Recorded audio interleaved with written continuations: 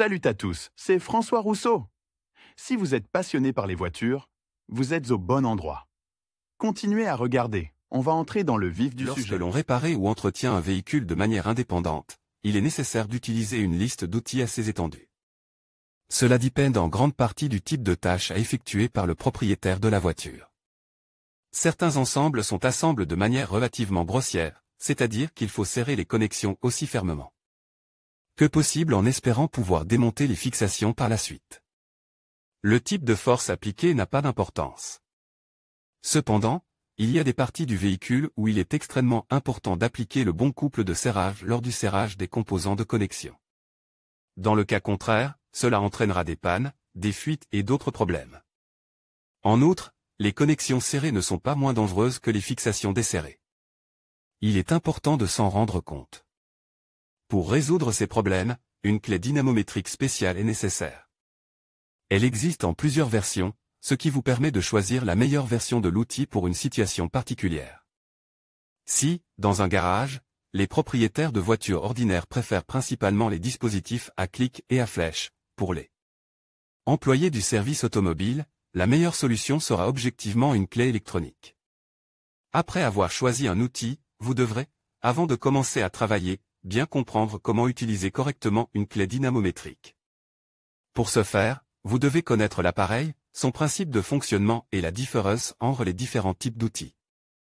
Principe de fonctionnement et dispositif. Il est nécessaire de comprendre le principe de fonctionnement de la clé dynamométrique, faute de quoi vous ne pourrez pas utiliser correctement les capacités de cet outil. Le dispositif ressemble à un cliquet ordinaire. Mais la différence essentielle réside dans la présence d'une échelle spéciale. C'est cette échelle qui affiche la force appliquée par l'utilisateur à fixation. L'outil est basé sur une poignée qui peut tourner dans les deux sens. L'échelle principale est imprimée sur le corps et une échelle supplémentaire se trouve sur la poignée. L'échelle principale est conçue pour indiquer la gamme de force correspondant à chaque clé dynamométrique particulière. En fait, il n'est pas difficile de comprendre le fonctionnement d'une clé dynamométrique spéciale pour voiture. Bien qu'il en existe différents types, les dispositifs sont agencés à peu près de la même manière. La manière dont la clé dynamométrique est construite dépend de son type. Plus précisément, nous examinerons les particularités du travail avec une flèche, un clic et un dispositif électronique. De nombreux automobilistes qui travaillent de manière autonome avec leur voiture savent à quoi sert une clé dynamométrique. Elle permet d'appliquer la bonne force avec un maximum de précision lors du serrage des raccords filetés. C'est à cela que sert une clé dynamométrique. C'est un appareil qui permet de serrer les écrous et les boulons avec une force prédéterminée et mesurée. Il est important de savoir en quoi elle est mesurée. Il sera alors plus facile de comprendre comment calculer correctement le serrage et régler l'outil au préalable. Cette force est mesurée en newton-mètre, Nm. Les techniciens d'atelier peuvent difficilement imaginer une trousse à outils pour l'entretien des véhicules de leurs clients qui ne contiennent pas de clé dynamométrique. Elle sert à mesurer la force exacte. Ces mesures permettent d'éviter les fuites, la dépressurisation et la rupture des composants et mécanismes du véhicule. Les clés sont dotées de différents accessoires adaptés à des tâches spécifiques. Il s'agit donc d'un appareil universel doté d'un large éventail de fonctions. Le quart de sortie est utilisé pour l'application de telle ou telle buse. L'utilisateur y monte un embout de type cornet, douille ou clé. N'oubliez pas les clés tournevis, qui vous seront utiles pour travailler sur l'électronique et les mécanismes très fragiles de la voiture. Les différences entre les différents types de clés sont insignifiantes. Toutes comportent nécessairement dans leur conception une poignée, une serrure pour le réglage du couple, un élément de mesure ou une échelle de réglage, un accessoire amovible, cliquet, une douille accessoire, un boîtier avec un mécanisme à ressort. Avant d'acheter une clé dynamométrique, il convient de se demander exactement à quelle tâche elle sera utilisée. Le rôle principal est joué par la taille des fixations et leur emplacement. Pour les endroits difficiles d'accès, il est plus pratique d'utiliser des dispositifs à pression et à corne. L'outil le plus précis est la clé dynamométrique électronique. Bien que ces appareils soient principalement utilisés dans les services automobiles, ils ne sont pas vraiment nécessaires pour un usage personnel. Recommandations d'utilisation. Après avoir compris comment les outils sont disposés et comment ils fonctionnent, vous pouvez passer à l'utilisation directe des fonctionnalités de la clé dynamométrique.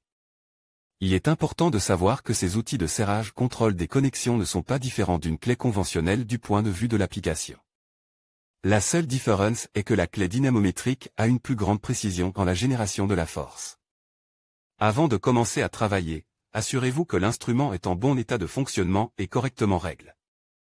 Chaque appareil est spécialement testé pour garantir la précision des mesures. Seuls les instruments test sont vendus. Mais le contrôle de la précision ne s'arrête pas là. Au fur et à mesure que l'appareil est utilisé, il doit être vérifié périodiquement. Il ne sert à rien de chercher à vérifier soi-même sa clé dynamométrique. Elle est vérifiée par des spécialistes disposant de l'équipement de haute précision approprié. Des contrôles préventifs sont également effectués dans des laboratoires spécialisés. Lire aussi, comment charger la batterie sans utiliser de chargeur de batterie. Faire ou ne pas faire l'étalonnage, c'est le choix de tout propriétaire d'un tel outil. Mais sans contrôle préventif, l'erreur augmente progressivement et l'appareil cesse de fonctionner avec la plus grande précision possible. Par conséquent, la force appliquée sur l'échelle de mesure ne correspondra tout simplement pas aux valeurs réelles. S'il s'agit de connexions de haute précision, où une force strictement mesurée est requise, des problèmes peuvent survenir à l'avenir. Parce que vous n'avez pas serré correctement un écrou ou un boulon. Chaque type de clé dynamométrique a ses propres recommandations d'utilisation. Cependant, il existe quelques règles importantes qui s'appliquent de la même manière à tous les types d'outils, rangement. Lorsque vous avez fini de travailler avec la clé dynamométrique et que vous la rangez dans votre boîte à outils, n'oubliez pas de mettre l'appareil en position de couple 0. L'échelle doit être à 0. Ce faisant, vous desserrez le mécanisme, ce qui empêche les réglages de s'égarer rapidement. Plage de force. Chaque clé possède une plage spécifique dans laquelle l'outil est capable de travailler. N'essayez jamais de régler des valeurs qui se situent en dehors de la plage disponible. Là encore, il convient de rappeler la nécessité de choisir avec compétence une clé adaptée au travail prévu. Nettoyage.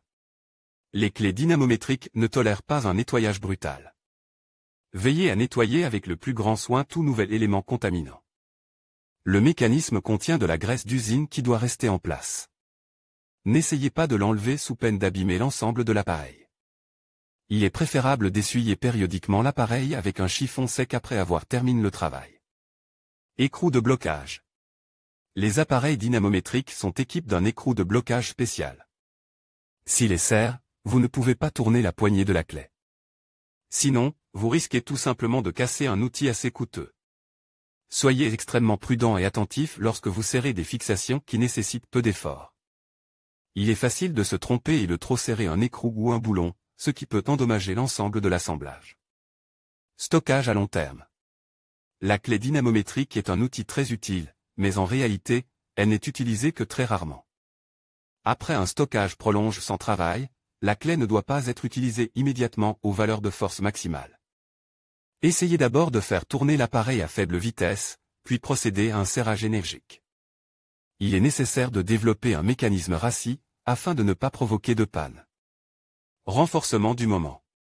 Si vous devez renforcer l'impact sur la poignée, n'essayez pas de le faire avec un morceau de tuyau. Rien de bon ne sortira d'une telle entreprise. N'utilisez que des outils standards conçus pour ce type d'opération. L'utilité. Une clé dynamométrique a une fonction particulière. Et l'outil doit être utilisé exclusivement dans le cadre de ses fonctions. Par conséquent, vous ne pouvez pas remplacer un marteau, un levier ou un autre dispositif par une clé dynamométrique. Sinon, vous risquez tout simplement de casser un outil valant plusieurs milliers de roubles. Il est beaucoup plus facile de trouver un marteau. Il s'agit d'exigences générales pour toutes les clés dynamométriques dans le cadre de leur utilisation, de leur stockage et de leur entretien. Mais les automobilistes achètent différents types d'outils, chacun ayant ses propres subtilités de fonctionnement. Il convient donc d'examiner les différentes options séparément. Électronique. L'utilisation de clés dynamométriques électroniques est pertinente dans les situations où vous devez effectuer le serrage le plus précis. L'avantage de l'appareil électronique est sa capacité à enregistrer les réglages, ce qui permet à l'utilisateur de gagner du temps. En appuyant sur un bouton, vous réglez les paramètres requis pour travailler avec la clé. L'opérateur contrôle la force de serrage en temps réel. Veuillez noter que toutes les opérations ne permettent pas de voir clairement l'affichage du couple. Essayez de vous y préparer à l'avance, afin d'éviter d'éventuelles difficultés. En général, les clés électroniques ressemblent beaucoup aux outils à couple extrême. Seulement, ici, il n'y a pas de mécanisme à ressort, et on utilise à la place un bourrage électronique.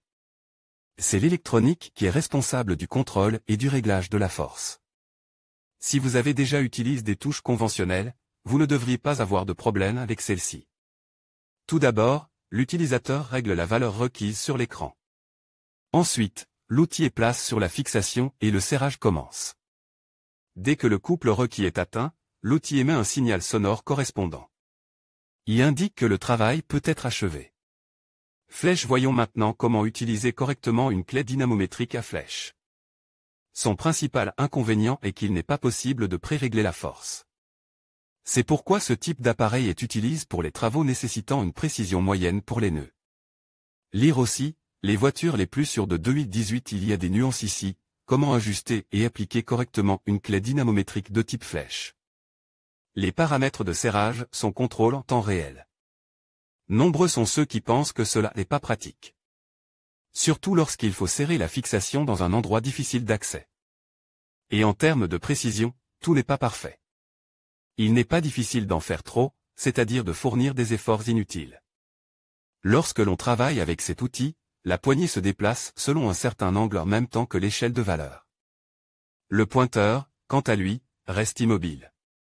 L'essentiel de l'utilisation de l'appareil consiste en 3 étapes consécutives, déterminer avec précision la valeur de l'échelle dont l'utilisateur a besoin, la connexion est serrée en douceur, tout en surveillant les valeurs sur l'échelle, si la force nécessaire est appliquée, l'outil peut être retiré de son support.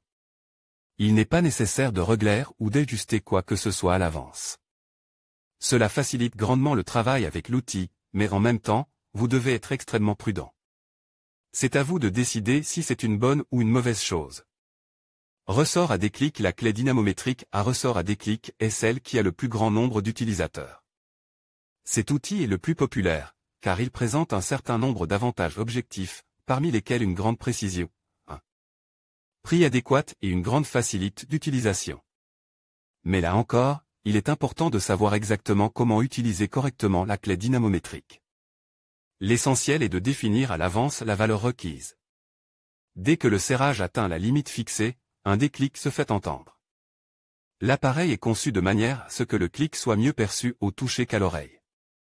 Il est également intéressant de noter qu'après le déclic, il est impossible d'appliquer une force excessive. L'appareil passe en mode de glissement. Cela signifie qu'aucune force n'est plus transmise à la connexion.